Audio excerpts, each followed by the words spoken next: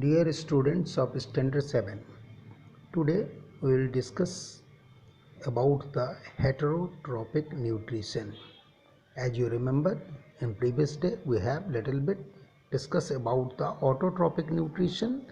That means the plants are preparing their food by own, so that is known autotrophic. Today we will discuss for heterotrophic. That means those organisms, they are depending upon the others. So according to the types of food and how the organism taking or obtaining the food, we can divide mainly three types of nutrition for those organisms who are dependent upon the others for their food, unlike autotrophic nutrition. So these three types are saprophytic nutrition, parasitic nutrition and holozoic nutrition. This is the three parts of heterotrophic nutrition. So one of them is saprophytic nutrition. As we have discussed in previous classes also a little bit, that bacteria and fungi. Bacteria are unicellular, that means made up of a single cell organism. Bacteria are of various types. Some are autotrophs, that means they are preparing their food by own, and some are causing disease. They feed on dead and decay organic matters. Fungi are also many types.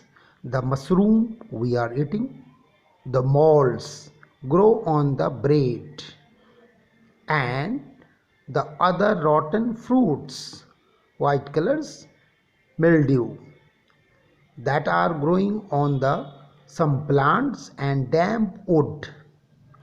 Like bacteria, most fungi also depends upon dead and decay organic matters.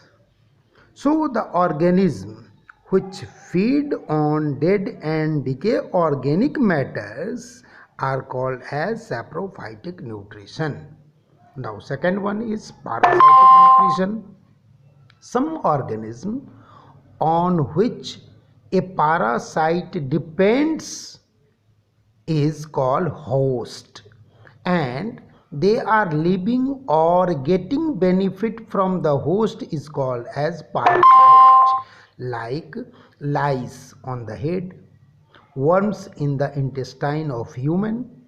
Here human being is host and lice and worms are parasite. So parasites live inside or another organism and draw their nutrition from them. Now third one is holozoic nutrition.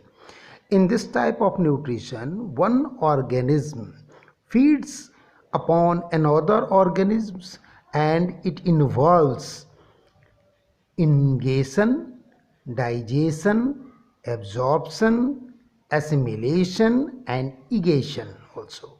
In this type of nutrition, the organism may be herbivorous, that means the organism are only dependent upon the herbs, shrubs or grasses, so called as herbivorous. Maybe carnivorous, they are only dependent upon the meat, fish, वगैरह. So these are the carnivorous. And omnivorous, they are dependent upon the like plants and animals also, so those are the omnivorous. So in holozoic nutrition, all the three types may be.